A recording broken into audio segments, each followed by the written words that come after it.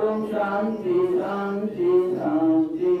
एक ओम सद्गुरु परमात्मा की ब्रह्मण्य माता की मस्त बाबा की तीर्थन भगवान की बजरंग बली की शंकर भगवान की गंगा माता की काली माता की दुर्गा माता की सती दरबार की आसमान देव की बाल की अपने अपने गुरु परमात्मा की जय।